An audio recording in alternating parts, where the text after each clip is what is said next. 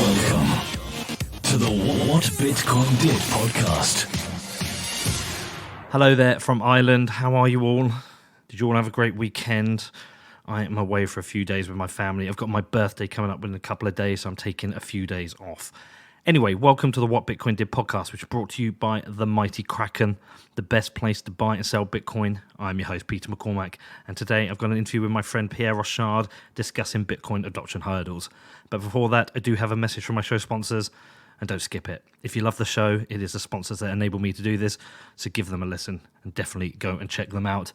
So firstly, today's show is brought to you by the amazing BlockFi, and last week while I was in New York, I popped down to the BlockFi office. I caught up with their CEO, Zach Prince.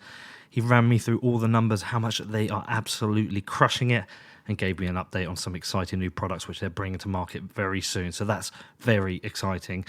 And also, as the month end closes out, I'm looking forward to getting my next interest payment for BlockFi. It's always kind of cool and exciting, actually, towards the end of the month, waiting to see my interest payment come in. I love it that my Bitcoin is working for me. And they've had so many cool updates for their interest accounts too. They've dropped minimum deposits. They've removed the early withdrawal penalty.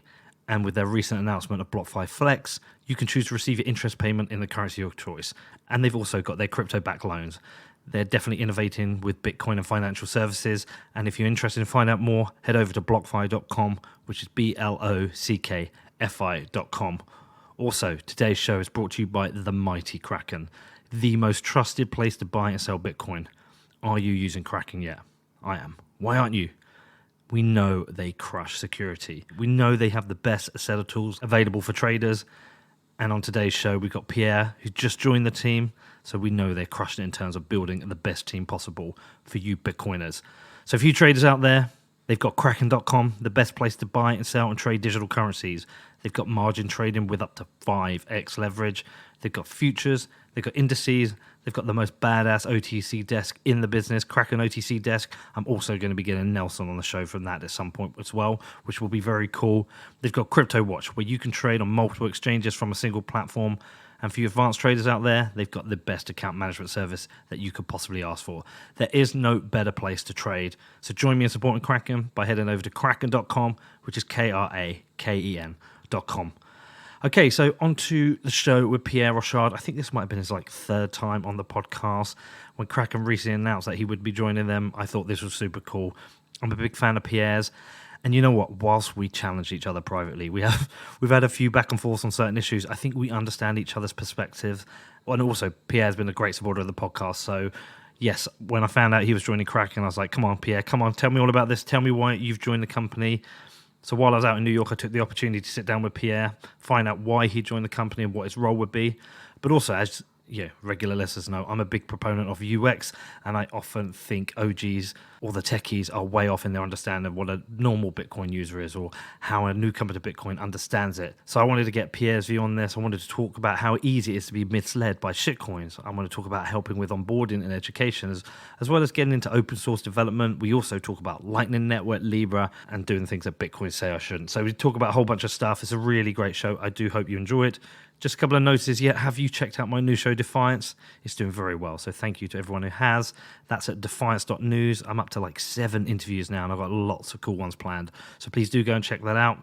As I said, I'm having a few days off in Ireland right now. I've got my birthday in a couple of days. I'm then going to be heading back to Bedford for the week before I plan my next trip, which might be Texas, San Francisco, Hawaii, New Zealand, and potentially some other places.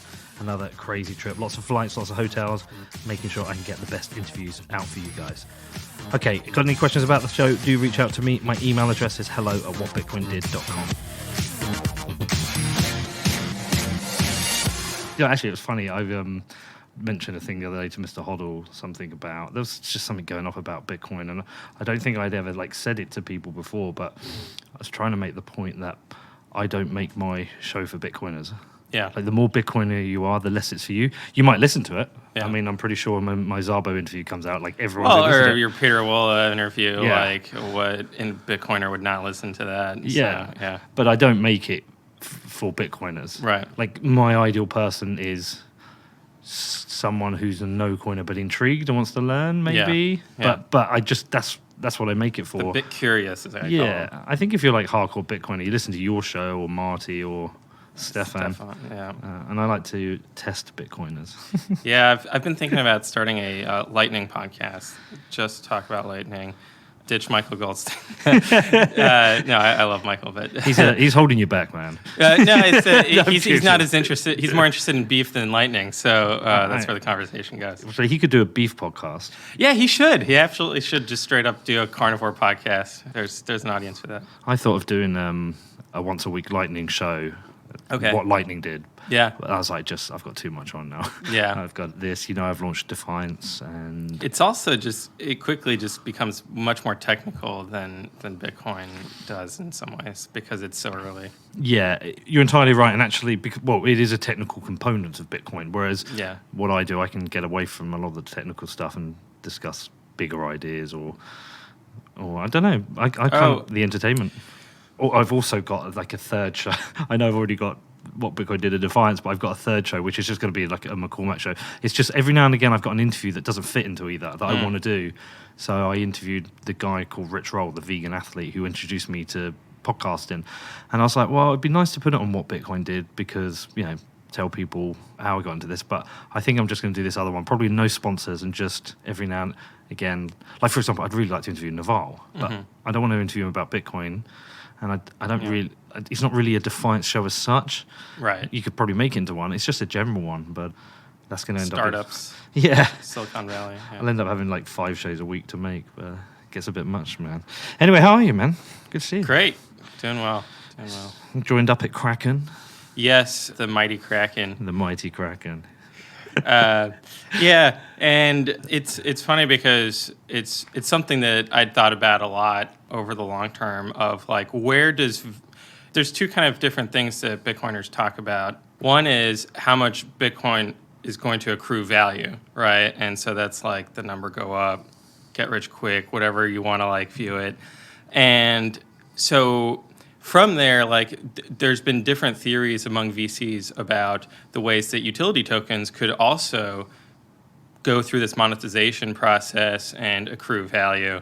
And so we saw a bunch of interest go into that, like from the worst, types of things to things that are almost respectable in Bitcoin maximal size. Like, for example, Blockstack, right? Yeah. Personally, I'm not a huge fan of just the economics of it. They seem like nice people. I haven't met them in person, but everything I've heard about them is good. But in any case, the idea there being that these utility tokens can accrue value. So I think that got busted up during the past bear market, where we saw a resurgence of Bitcoin's quote-unquote dominance, even though there's all sorts of problems with that metric. But in any case, so really the question is all right, where does value accrue outside of Bitcoin? So outside of just holding Bitcoin. And the answer has been the exchanges. And all of the VC success has been in financing exchanges, and exchanges are the only ones that actually employ people, at scale. Kraken, I think, is above 600 people now, maybe. I thought it was like 800. 800. Yeah. And so, there obviously we have other large competitors as well. And so the reason that is, I think, actually is the answer to what was going on in 2013 and 2014 when I joined the first Bitcoin company I worked at called BitPay.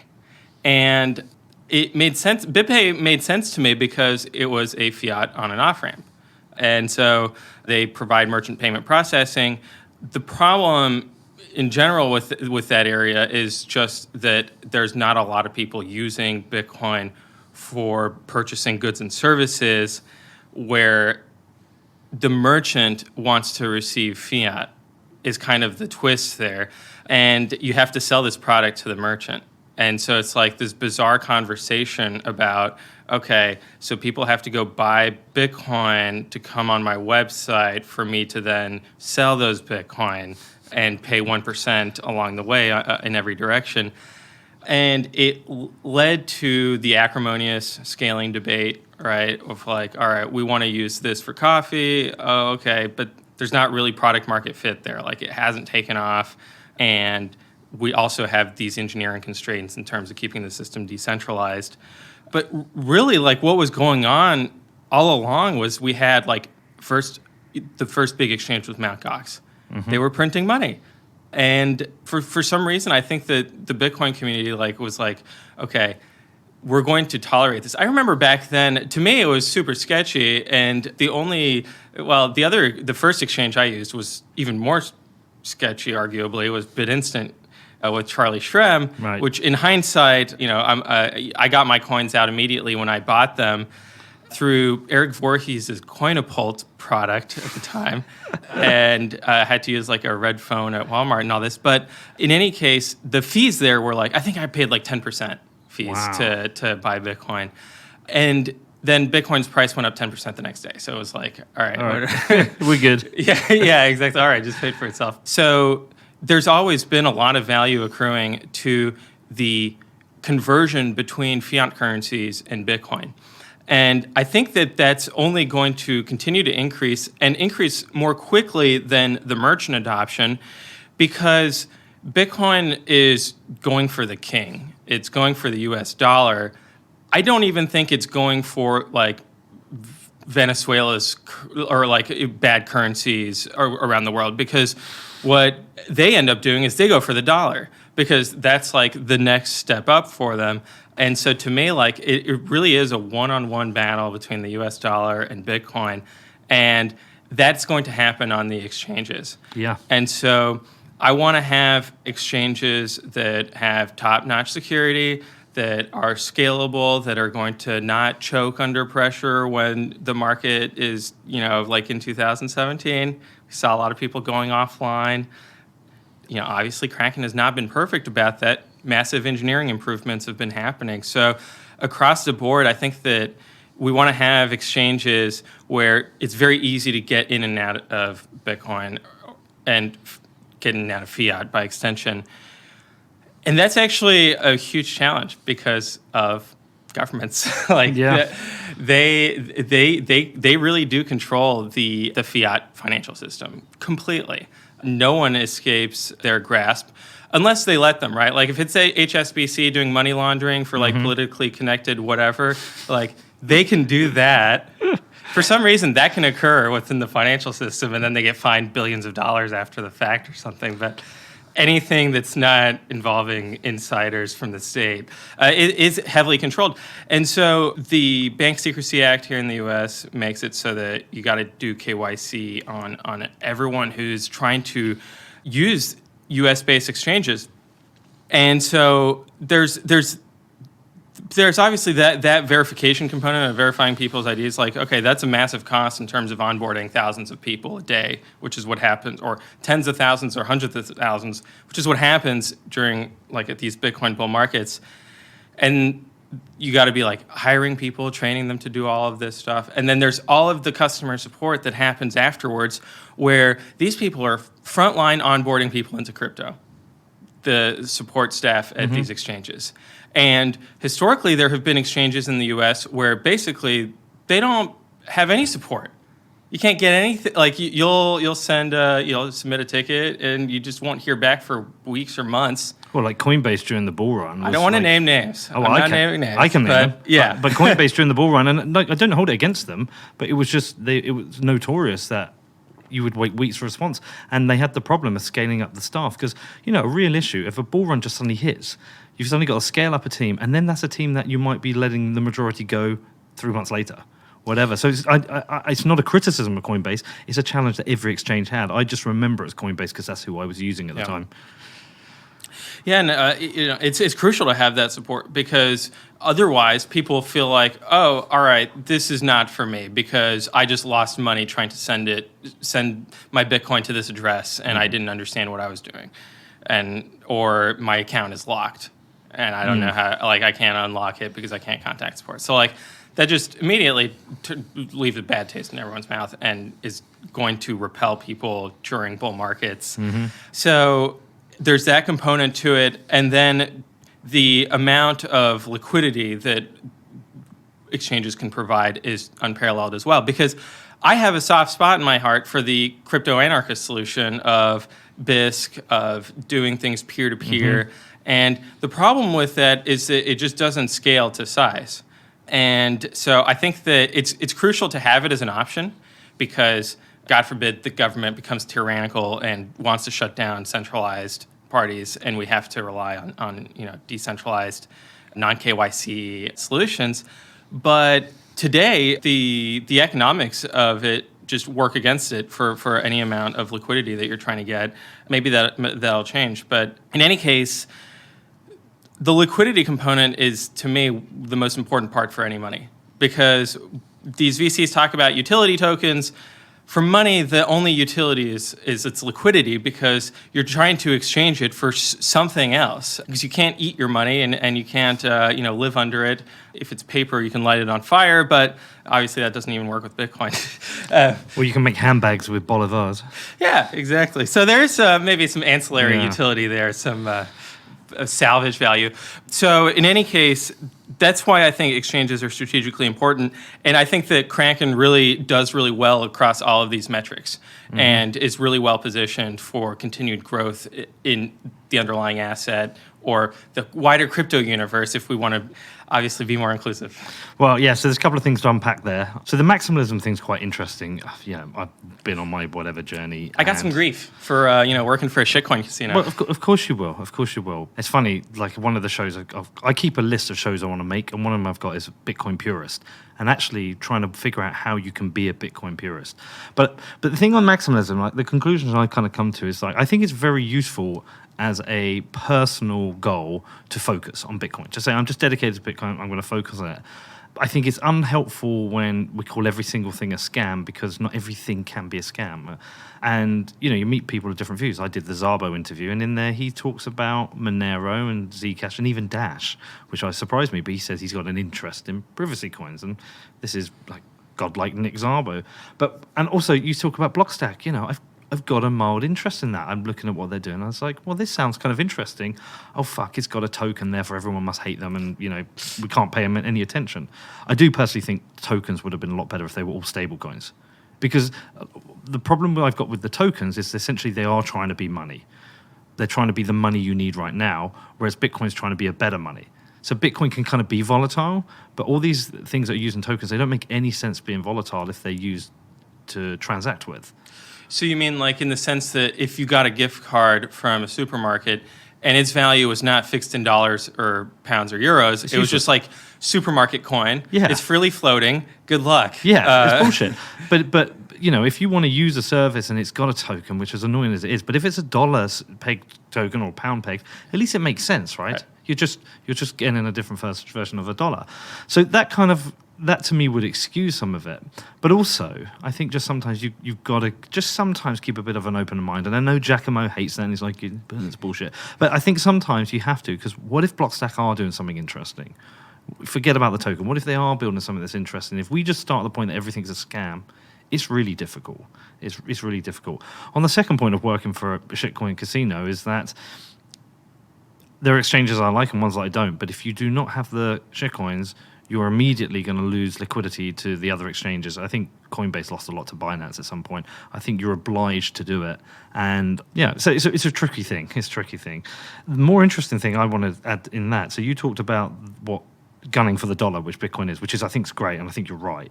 And you talk about the exchanges. I think the other really interesting area is BlockFi, Unchained Capital, using Bitcoin as collateral? Well, I'm definitely going to say crypto because right. I tell you why. So firstly, yes, using Bitcoin as collateral. Let's just say here on out, if I say Bitcoin, I might be talking about crypto, but it's just the word that's in my lexicon. Well, no, I'm sticking to Bitcoin a lot now, but the reason I say crypto in this instance only, is say, for example, with BlockFi, I might loan them some Bitcoin, and and I get my interest, which is great, and I know not everyone's keen on this, but also they've got people who want to borrow money. Mm-hmm. And these people, some want to borrow Bitcoin, some want to borrow dollars, some just don't care.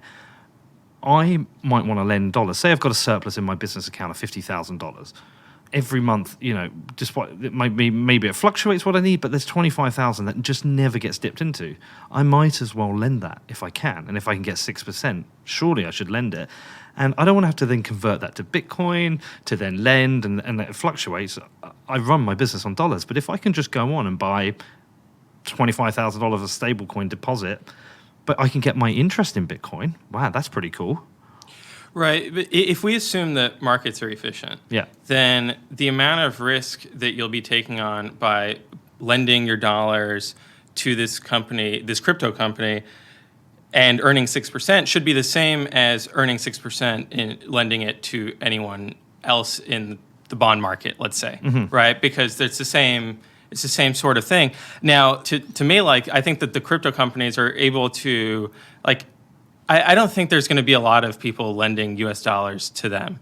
Like, it really is about their need to borrow crypto specifically, not fiat currencies, because fiat currencies have these well-developed debt markets. You can get a bank loan, all this other thing. And the growth is also coming from on the other side of people sending crypto to them to hold as collateral and then borrowing dollars against that. And then there the issue is the Unchained Capital or BlockFi. I'm speaking generally about their businesses. I don't know the specifics. That's what's going on behind the scenes. But they can't really hold those loans on their balance sheet because they're earning 12%, let's say, and that's just not the right rate of return for a startup. Like, people don't invest in startups to earn 12% a year. And so they have to get those loans off their balance sheet. And so they have to find investors who are simultaneously okay with a Bitcoin-backed loan. So they're okay with Bitcoin and they don't think it's going to zero. And they're okay with the 12% return. They're not just going to go buy Bitcoin instead. And so that's like that's a very small demographic of people. So it's going to be a challenge to develop that. What I mean is that these companies are a bridge between crypto and the real world. Right. More so than e-commerce, because the problem with e-commerce is you've got to have the crypto and you've got to want to spend it and the retailer's got to accept it. I don't really do it. The only way I spend Bitcoin is I pay people in my business, like I might pay a supplier and I invoice in Bitcoin to some people just because it's easier. But I don't really use it for retail. Even if I was going to buy a Trezor or a Ledger and they accept Bitcoin, I'm still going to pay in dollars. I naturally do. But I think there is a bridge here between these companies. They're almost like a bridge from the exchange to the financial services. And it's not going to be as big as the exchanges, but I do think that's an interesting area of growth. My expectation is they're all doing pretty well. None of them are struggling to raise money. So I think that's almost like the layer below. And then I think the next one, really interesting, is the hardware and the software wallets. So what I feel like someone better than me would do it, but I think somebody could map out the infrastructure that's being built here.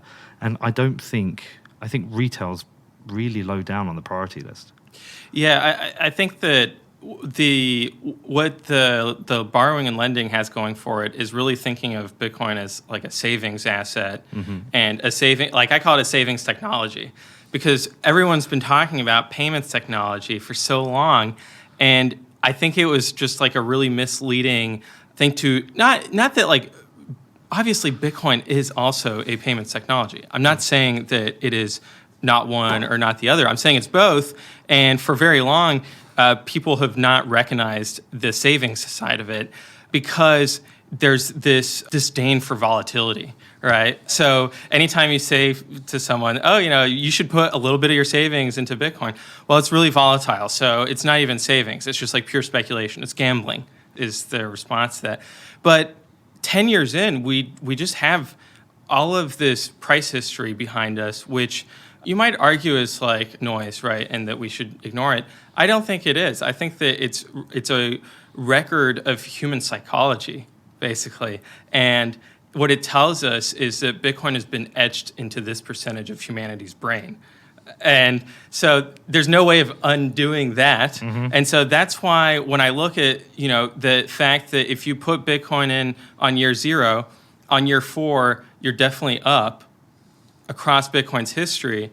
And so, all right, if you just hold Bitcoin as savings for longer than 4 years, which seems totally reasonable, then you're going to be good. Like, that to me is something that is going to be true going forward. Now, probably going to catch a lot of grief for if we have an extended bear market and it takes longer than 4 years. But it changes the paradigm of savings, because we're used to thinking of savings in very short term, because you don't want to hold dollars. You want to be buying bonds or buying stocks. You don't want to be accumulating dollars in your bank account. These days, you don't even earn any interest on it. You used to earn a little interest. Well, I think one of the challenges this time for the next run, because people are talking about the mythical bull run, is I think the psychological barrier of the price. I think that's the biggest test now. When people talk about a $100,000 Bitcoin, it's just going to, I think a lot of people will be turned off just psychologically. I'm very keen on that psychological barrier being taken down and exchanges going to Sats pricing. I think it's a better psychological barrier for people. I mean, someone tweeted on Twitter yesterday, I just bought a Bitcoin for $7,300. This tweet will age well. I was thinking, but you did just spend $7,300. Most people don't have that money. I mean, I try and encourage friends. I'm like, just buy one, hold it for 10 years, you'll be fine. But most people, if they got that kind of money, they're going to have a holiday. They don't. Right. It's a big psychological barrier. And then you have people on Twitter saying get 6.15, which is like a really high number for a lot of folks. And so, where did that come from? Is that just that like American hodl guy? He pulled it out of his. And so that's the number now. And it's funny, when I was getting interested in Bitcoin, the number was 21. Yeah. Which now is like, wow, that's really tough to get to. I'm not even at it myself, so still working on that. Now, the other part is there's like all of the old holders dumping their coins, right? Because now it sounds bad because you're like, oh man, what a pyramid scheme, right? That the old holders, when we hit like $30,000, and I remember there was a statistic about how many billions of dollars of Bitcoin were sold in 2017 by old coins, essentially, that were moved. And so you have this wealth effect where, like, on paper, you're now worth X amount, and your wife is like, let's buy a bigger house, let's buy a second or third car, or you want to go on a vacation, you want to redo your wardrobe. And so there's like this wealth effect where now you're selling Bitcoin or whatever it is onto the next wave of buyers, and whether that next wave of buyers can absorb it or not is going to determine like the amplitude of the bull market and how many people are like you, right? Because if you're the only person who is not, like, Trace Mayer is like a holder of last resort, so he never sells, right? So he's like buying all the time, obviously looking at the Mayer multiple. But if all the OGs were like Trace, Bitcoin's price would be going up way more quickly than it is, right? If no one was actually selling Bitcoin. And so, but I actually think it's healthy to have that turnover. Of course. And that's what's going to make it so that the price is, I agree, not just going to go to $100,000, because there's going to be people selling all along the way, taking gains, and essentially redistributing the Bitcoins. Yeah, I think that redistribution is a good thing. And also, like, I guess in my mind, I mean, I don't know this, if this is fact, but I think an even spread will probably reduce the volatility, because I can imagine some of the big dumps could come from a single buyer dumping a significant amount of Bitcoin. Have you looked into that at all? No, I haven't. Yeah, I wonder if it is, but yeah, I'm with you on that. Okay, well, so Kraken's your home now. So what is it you're actually doing there? What's your focus? So when I was brought on, the interview process ended with, well, we don't really know what you're going to do here, but we're going to hire you and you can just figure it out because you can probably figure it out. And so it was really nice to have that level of trust in my ability to figure it out. And really the thought is that, like, my view is any company that is in this space is building on top of open source protocols. Yep. All of them. And it's just the nature, like, we haven't even seen a proprietary distributed ledger technology, right? Like, R3 is open source, Ripple is open source. It would be really odd if someone came out and said, in 2019, we're launching a proprietary blockchain, that's, you don't access the source code and it's not available to the community. So I think it's clear among all of the technologists that everything needs to be open source in this. And part of it is just the peer review process of, like, is the cryptography good? Is this secure? Is it actually doing what you're telling us it's doing? And then also just, like, getting improvements from random people on the internet. So I think that all of the companies in this space should be emphasizing the importance of open source. Now, that doesn't necessarily mean that they're going to open source their internal platforms, because there's a huge competitive advantage they get from that. But in terms of the open source protocols that we're all using to actually send value around, and exchanges are some of the biggest users of the blockchain. And so they are sending arguably more value than anyone else around. And so I think that they especially have a special role to play in terms of investing in them and maintaining them and continuing to improve them and continuing to innovate. And so that's the role I see for myself at Kraken. And then having the ability to take all of that to benefit Kraken, frankly, because I think that Adam Smith's invisible hand applies here, where if exchanges get better at using Bitcoin, then that benefits Bitcoin. And we kind of saw that during the scaling debate of like exchanges trying to adopt SegWit or not. And so I think that if they were leading the charge on that, we would have had a different conversation rather than they were like very quiet and like standoffish and dragging their feet with it. So I think that it's time to turn the page and just have better relationships between the open source ecosystem and these companies that are really benefiting from these protocols almost as much as the holders of the underlying assets. Yeah, of course. Yeah. Well, that sounds like a really interesting role. Yeah. Like just to write your own role. Yeah, I mean, that's like the ideal scenario, right? You just draw up a sheet of paper and say, right, I'm Pierre, I'm going to do this. This is amazing. All right, cool. Next up, I talked to Pierre more about Bitcoin adoption hurdles, but before that, I've got a message from my amazing sponsors. So let's talk about Dropbit, the most badass Bitcoin wallet in the market. I absolutely love what they're doing. They've recently announced the arrival of Lightning, and you know what? It is my favorite implementation of a Lightning wallet that I've seen. The UX for moving between your Bitcoin and your Lightning wallet is just so super easy. So you've got to check it out. They've also added support for Betch32 addresses, which is very cool. And also, there's some other new things coming. There is non-stop innovation with Dropbit, and all this adds to their ability to tweet Bitcoin to people and text Bitcoin to people. They really are crushing the Bitcoin wallet space. So, have you tried it yet? Have you checked out Dropbit? It's available for the iPhone and Android. Just head over to dropbit.app, which is dropbit.app. Also, my final sponsor shout out of the day is to Wire. Have you checked them out yet? My buddy Michael Dunworth is absolutely crushing it with Wire. Whether you are a solo developer or a large team, if you are looking to simplify user onboarding and offer your users an easy, fast way to purchase Bitcoin, then you need to talk to Wire. Since 2013, Wire's focused on taking care of all the heavy lifting in terms of compliance, payments, and liquidity, so you can focus on building your core offering. You could have the next killer app, so don't let the regulators kill it. Find out more by reaching out to Wire or creating a developer account at sendwire.com, which is sendwyre.com.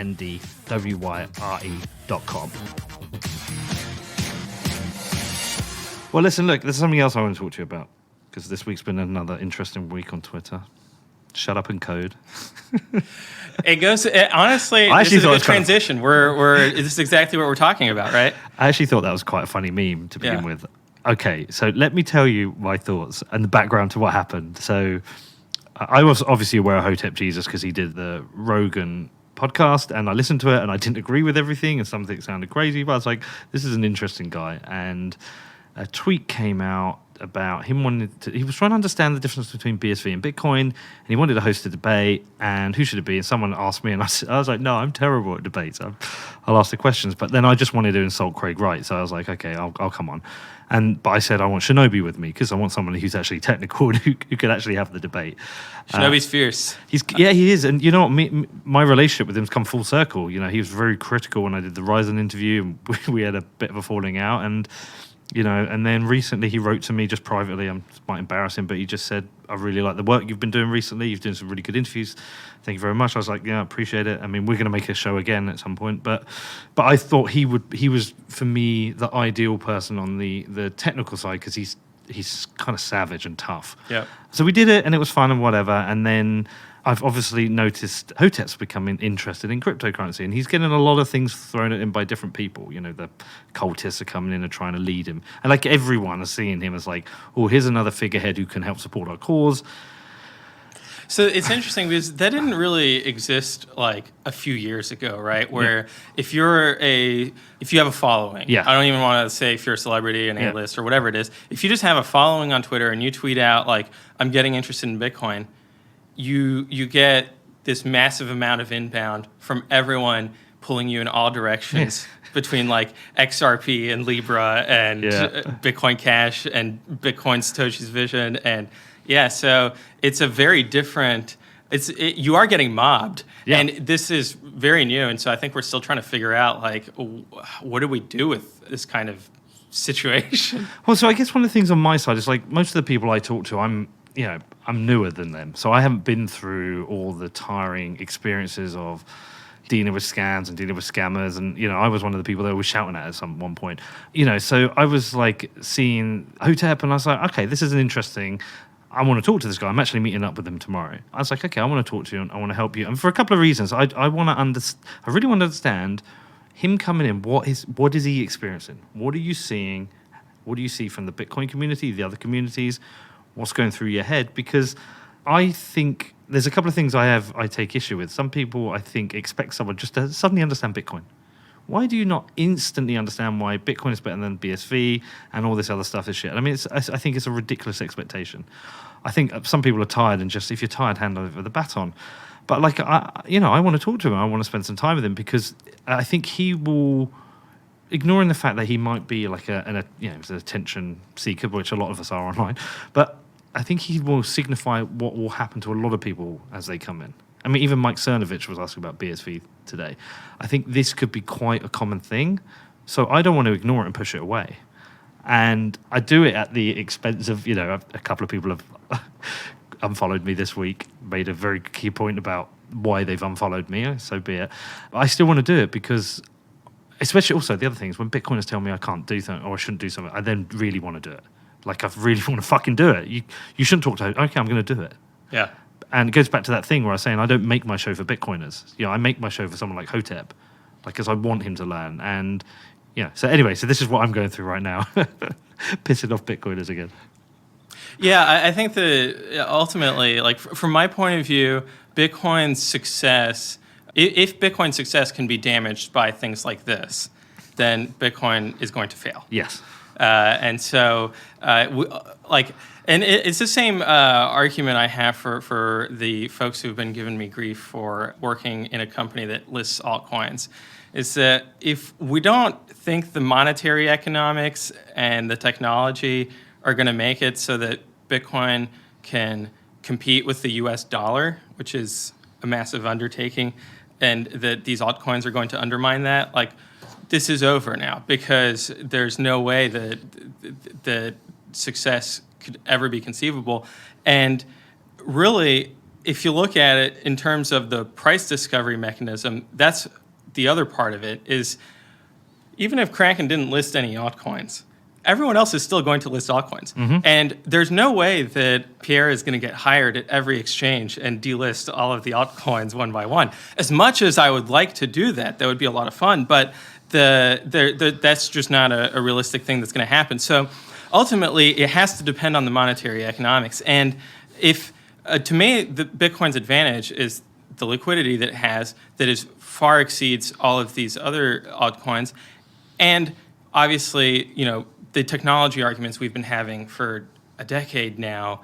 And so onboarding someone who is like trying to figure things out and trying to understand it, like, that should not damage Bitcoin's prospects if we actually think censorship resistance, seizure resistance, all of this stuff is actually worth value. Well, so one of the things I did when I prepped for my Szabo interview is I listened to the one with Tim Ferriss again.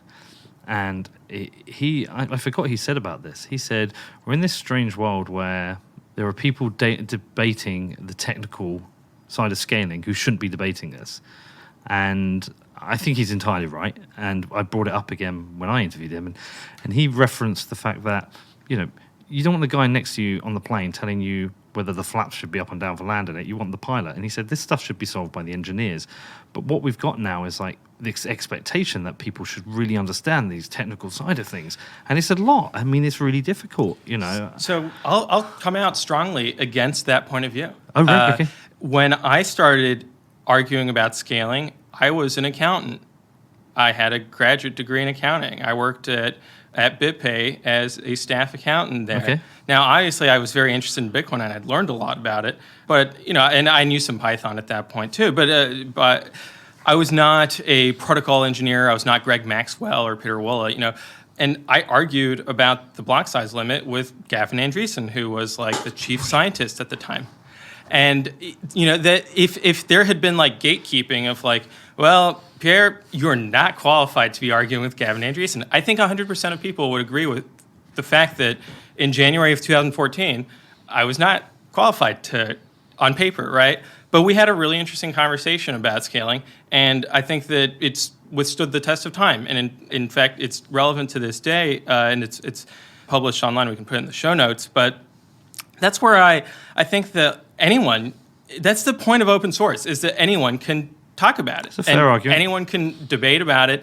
And it's also the point of these platforms, right, where on social media, there's platforms where you can't really respond to the poster, and on Twitter, like anyone can just jump into a conversation and reply, and there's nothing you can do about that. Now, obviously, there's muting and blocking, and now you can hide replies. You can hide replies, although the UX on that is a nightmare. I think it does more damage to you when you hide the reply than when you don't. Well, so the first time I saw it, I think most people was on a Nick Carter post.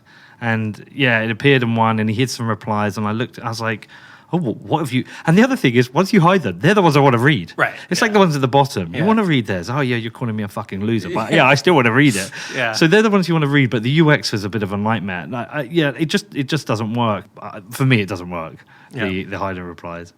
And so, like, even like Bitcoin's development mailing list, like anyone should be able to send an email to that. Anyone can go on IRC and talk with the Bitcoin core developers. Mm-hmm.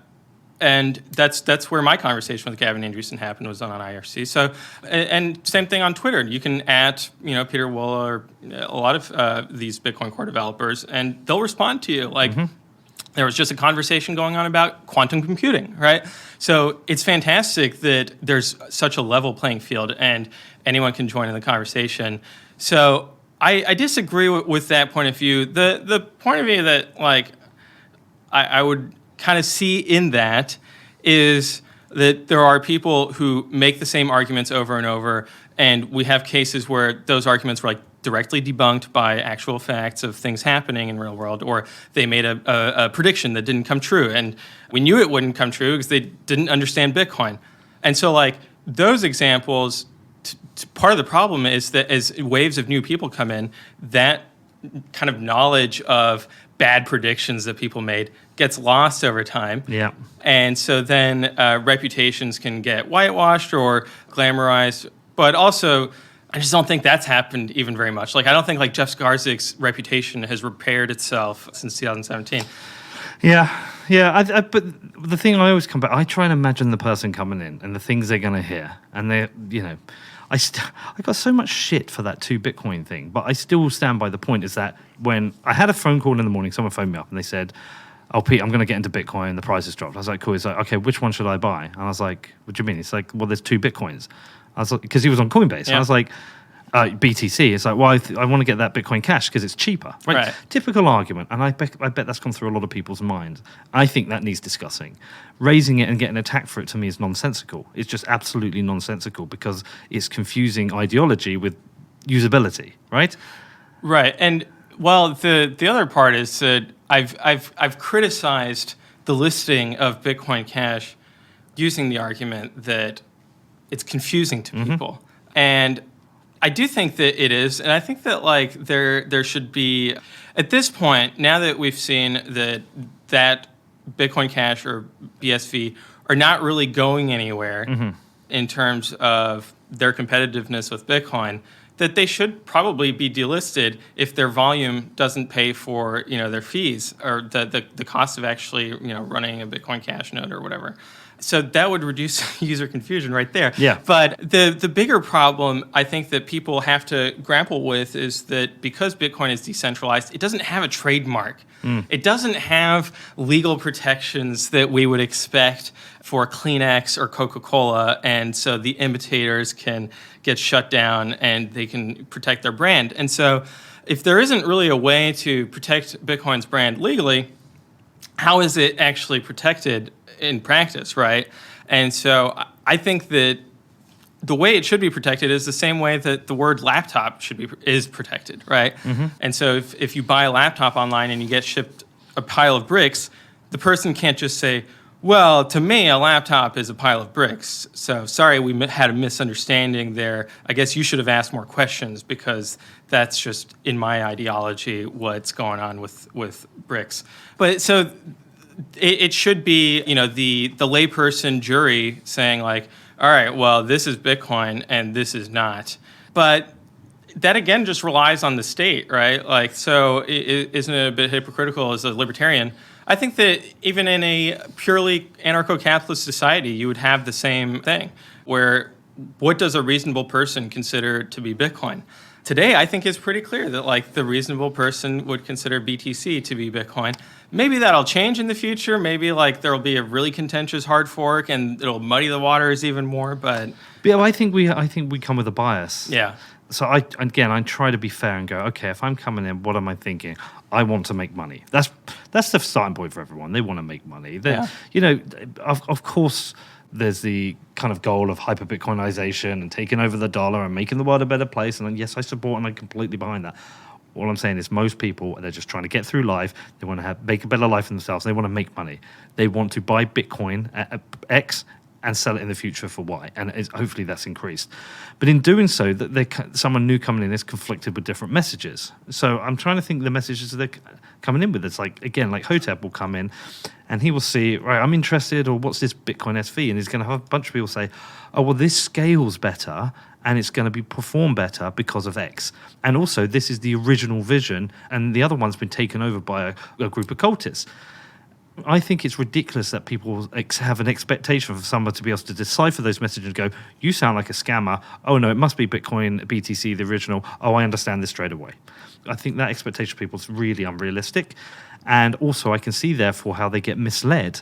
And for everyone just to suddenly start, I understand and respect people like Mr. Hoddle and Dan Darthill very well, but just to go, oh, block him, he's a scammer, he's noisy, he's annoying, I think that's the wrong approach. I think actually spend some time with them, help them understand, and then I think they could be a very important person to support Bitcoin. That's my view. Yeah. And like I say, the more people tell me I shouldn't do something, I want to do it. Coin Icarus on Twitter, Yeah. he told me at one point, when I went on his podcast, he was like, I argued with him. He was a Bcasher, and I argued with him on Twitter, and he changed his mind. Wow. And now he's just like a Bitcoin plebe. So, like, I think that it's definitely possible that, and it's just because I've heard others as well say, like, they just went on RBTC and were just like, thought that was correct because that's what they were reading on the internet. And then they found out, oh, wait, no, there's like actually another side to this. And then they laid them both side by side and were like, okay, well, I think this BTC makes more sense. Mm-hmm. And so I think that if BTC is better than BCH or BSV, we shouldn't be shy about explaining why, because the facts support it. And so the problem, I think, is like the patience level, right? Like, yeah, but hand over the baton then. If you haven't got the patience, step aside, give it to someone who has. Yeah. But like, I think you do by like insulting that person or dismissing them is you miss an opportunity. And he was doing it back. Like, he was trolling back. I thought it was quite funny. Yeah. I actually thought it was kind of funny how some people got triggered by him. It was funny in their world. I was like, oh, he's so disrespectful of developers. It's like, well, why are you putting the developers up on a pedestal? Like, that was the thing about Satoshi, about walking away. So why are you putting that? I mean, I respect them hugely, but I just found it a little bit, I don't know, contradictory for me. Yeah, it's funny because I've definitely seen companies, not Kraken, past companies, other companies where the engineering team is just not aligned with the product team or like with other parts of the organization.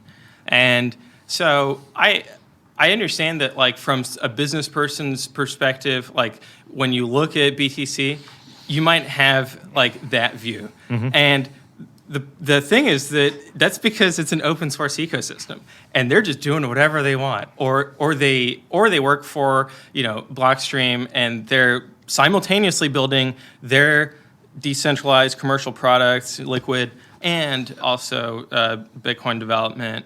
And so I think that the solution to that is for business people who see that gap to also contribute to open source. Yep. Like, because there isn't a third option. Like, it's either status quo or you start contributing to open source. There isn't like we're we're going to berate them on Twitter until they do what we tell them to do. That's not a third choice. Well, we got to therefore just give a shout out to Square Crypto, what they're doing at the moment, exactly. supporting open source, because that is amazing. And also, because there is kind of this, I said it to you before, like, it's not obviously official, but it feels like a Bitcoin club, right? And it's hard to get in. Like, it's really hard to get in, but you've got to get to a certain level of understanding. And I think that's really tricky for people. I think that's kind of scary. I think some of these personalities can be intimidating. I definitely was intimidated by certain personalities at some point. Like, fuck, what if I say something wrong? Like Mr. Hoddle, I found him really fucking intimidating at one point. I don't now. But I just find it's like, and maybe that's a good thing. Maybe, again, this goes back to the toxic side. Maybe we need this to keep I think that's a Twitter thing. That's something that since joining Kraken, I've realized how, like, we have millions of customers at Kraken, right? Bitcoin Twitter is like 5,000 people. Yeah. Right? So, like, and it's like self-selected, the craziest of the crazies, and the people who, like, want to speak out with a megaphone to the world. Like, it's like Ego in wars. The Life of Brian, the preachers that are standing on the soapboxes. Yeah. And that's what, like, Twitter is at scale, like amped up 100x. Where are these other Bitcoiners there? Where are they hiding? They're just, they're just not crazy about it. Like, we're crazy about it. And some of them are, so my wife works as a financial planner. So she's had people come to her, or existing clients who are completely normal people with totally normal backgrounds, lawyers, doctors and whatnot, who are asking about Bitcoin. But they're not going on Twitter tweeting about it. No. Like, they're just looking at the CNBC and they're like, well, I should diversify my portfolio a little bit. Right, so let me go on Coinbase.com and... Well, so they're potentially even riskier ones then, who aren't even asking the questions and just going and blindly buying. Yeah, arguably. I mean, there's also people who just bought a bunch of XRP because they thought it was going to get listed on Coinbase during the last bull market, right? It did get added finally and dropped. Yeah. Hilarious. And that's my argument with the liquidity of altcoins. It's actually the more liquidity they have, the lower their value, because you have all of these centralized holders that are just dumping. Like, the Ripple Corporation is just dumping on these core XRP holders. Yeah. All right. Well, listen. Look, a couple of other things I want to cover with you before we leave. I do want to talk a little bit about Lightning. Yep. So I've always had mixed feelings about Lightning, but I think I get it now. I didn't used to get it, but I now understand the importance of the base layer protocol and the stability of that. And I now understand that the importance of building layers on top of it for people to interact. I'm kind of there loosely. One of the things that's quite interesting is that one of my sponsors is a wallet. They've got Dropbit is great. Yeah, well, so the thing about Dropbit is they've got a non-custodial Bitcoin wallet, but a custodial Lightning wallet, and it just works for me. And it's so easy to use, and the usability is brilliant. But Jack Mallers, when I interviewed him, rightly said, "This isn't Bitcoin. This isn't the ethos." And I get split in this world where I'm like, yes, you're right, not your keys, not your Bitcoin, but like I only keep $20, $30 in there, and it's really easy to use. So I'm kind of in this world where I'm like, I'm a supporter of custodial wallets in a limited capacity, worrying I'm going to get a backlash. Yeah. One of the other issues I think with Dropbit is even on the non-custodial side, you're not running your own node, right? Yeah. So you are kind of giving away your privacy to them. So I definitely... as the creator of the node launcher, I'm in Jack's camp of let's go non-custodial. But also, I work at like one of the largest custodians, right, of digital assets, let's call them. And so, one of the questions I've been really thinking about from the perspective of an exchange is how do we do Lightning? And why not set up, a custodial Lightning wallet and just basically immediately have millions of people on the Lightning network, right? Mm-hmm. That seems like a huge win to me. Now, I also want the biggest users of our custodial Lightning solution to know about the node launcher, right? And to know about Tor and how to make things private if they want to kind of split off and because then they have better privacy and et cetera, better custody, obviously. And so in any case, I think that from the perspective of an exchange, there's going to be that question. Now, the other challenge is that Kraken doesn't want to be a wallet, right? That brings on a lot of customer support, so it makes things a lot more expensive. So I think that maybe Dropbit would be, or any number of these others are going to be competing for custodial wallet solutions. Like, there's definitely going to be companies competing for that, and that's something that the Lightning Network should be resilient to. Like, if it's not, then okay, it will fail. Like, that's just the argument that it is. So I think that the optionality is the most important part. Right? Well, and I'm trying to think I always think in terms of my friends. Like, how's Bitcoin? Whenever time I see them go down the pub, I said, you really need to get into it. And they're like, okay, well, how does it work? I said, well, firstly, you need to buy some. You also, you really want to get yourself a node, and you want to have a non-custodial Lightning solution, and you want to set up. They're not going to do this. Yep. They're just not. But if I say, download this wallet, I'll drop you some Bitcoin in here, and this is how you flip between Bitcoin and Lightning. This is how it works. I've got a chance, right? So I think the reality of onboarding lots of people is going to require something like Dropbit, but at the same time, we are going to need the hardcore Bitcoiners who do use things like Node Launcher, who use Zap, who do run nodes, and I think it will be a mix of the two. I've heard people say, well, if they're not willing to learn all this, they don't deserve it, and I'm just like, well, come on, man, get into the real world. Like, if Bitcoin doesn't care, right? You know, like, everyone deserves a chance. I think that long term, the non-custodial will catch up to the custodial. Of course, yeah. And so, like, I see this with, like, Breeze on mobile. Like, you're running a Lightning node on your phone. The issue is just, like, the channel management and stuff like that. Like, that's all going to get automated. Yeah. And we'll get there. It's just, it's going to take time and, as we like to say, 18 more months. What's going on the technical side? Because I saw I think it was Jameson Lott put something out, and there was like a failure rate of, what is it, like, I can't remember. Like, was it 10% or? It's higher than that. Was it? Even, yeah, and it depends. So one of the challenges with Lightning is that channels have a maximum capacity, and you can't stack that capacity. You can't add it all up across your channels. Right. And so when you're trying to route payments around this network, right now it's really inefficient. And eventually you're going to be able to, if you've got 3 channels and you're sending one payment, you can split it up between those 3 channels. And so that's atomic multipath routing. And so, like, that would immediately make the liquidity on the network much more efficient than it currently is, and dramatically improve, I think, or dramatically reduce the failure rate. But there's always going to be problems with Lightning and development work around it to mitigate those problems. I just look at how far it's come since I started getting involved, like, a short year ago.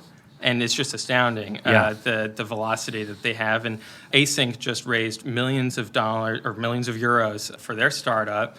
And they're, one of the 3 major, there's Blockstream and then Lightning Labs as well, implementations of the Lightning protocol. So I think that there's going to be massive improvements on the non-custodial, but also, like, we can go to market with custodial and really grow the Lightning Network overnight just by having companies that, whether it's an exchange like Kraken or like Unchained Capital, where anyone who is doing KYC of their customers can already onboard them because that's what is required for custodial solution. Otherwise, you're going to get shut down in the US at least. Yeah, I'm with you on the pace of change as well. Like, some of the things that have come out in the last, 2 or 3 months alone.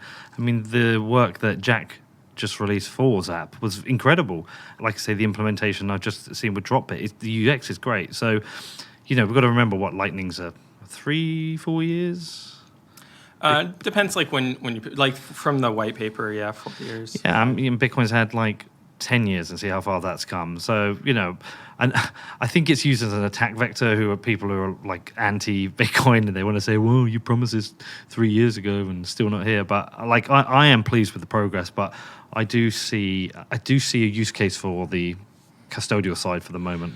And it's really important that we make progress because I think with the next bull market, we're going to be hitting that block size limit way more often than we were in the last one. Median fees got up to $35 in December 2017. That drove a lot of people away. That drove them into altcoins. Yep. And that if we don't have that problem in the next bull market, then it'll be a very different cycle with different narratives. And so I think that it's really important to push ahead with Lightning, with haste. Now, I'm not saying that like the current contributors are not contributing enough. I'm saying we need to have more contributors. And so companies across the ecosystem, and if you're like in college, start studying about Lightning. Maybe you can do an internship at one of these companies and whatnot. So I think there's a role for everyone to play. All right, so one thing to finish off on is to talk about Libra and Mark Zuckerberg, because obviously he was in Congress yesterday. I haven't seen it because I was at the Human Rights Foundation's Freedom Forum all day. So I don't know anything about it, but I saw one interesting tweet this morning where somebody said, I trust Mark Zuckerberg and Facebook way more than I trust the government. Yeah, so... What happened? Have you watched it? I saw some clips from it. I didn't watch it because it seemed torturous. And really, it is torturous because these politicians are just there to grandstand, right? They're not really trying to like solve a problem. Now, some words of truth did get said, which is that the U.S. dollar is strategically important to the United States, and that Libra is messing with it. And they can talk about how, we're going to have a basket of currencies, and the dollar is going to be one of the currencies in the basket for Libra, so it's not a threat to the dollar. Like, that's nonsense, because that's how the dollar started, right? It was pegged to gold.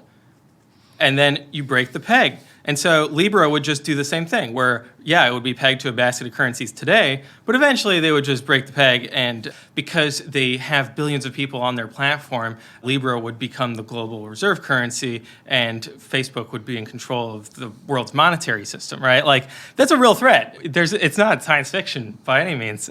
Now, I don't think that Libra could ever compete with Bitcoin because it wouldn't have the sound monetary policy, but maybe it would change the dynamic. How do you think it's going to play out? Because my expectation is they're just going to eventually launch a stable coin or a suite of stable coins to get around this. Yeah, I think that the government is just going to really shut down. I think they're even going to go after the stable coins eventually. And I think that because from their perspective, like they want to be the ones issuing a stable coin because you get that seigniorage revenue. And so if they can create a digital cash system, then they benefit from it way more than the current setup where Tether is creating a digital cash system, right, for US dollar, and they're not. So I think that it's going to be a really tough competition between the stable coins and the government. And especially, like, Tether's is not really a threat to the government, although they've gotten into legal troubles, obviously, because they don't have the distribution that Facebook has. Right, and so if we want to, but Facebook is in lots of countries that have a crappy currency that probably Tethers would be better than, but they just don't have the distribution to get there. Can they stop them creating Libra in foreign countries, setting up? Well, so the Libra Association, they want to base it out of Switzerland. Yeah. Which, during the questioning, it was funny. It's like, why are you putting it there?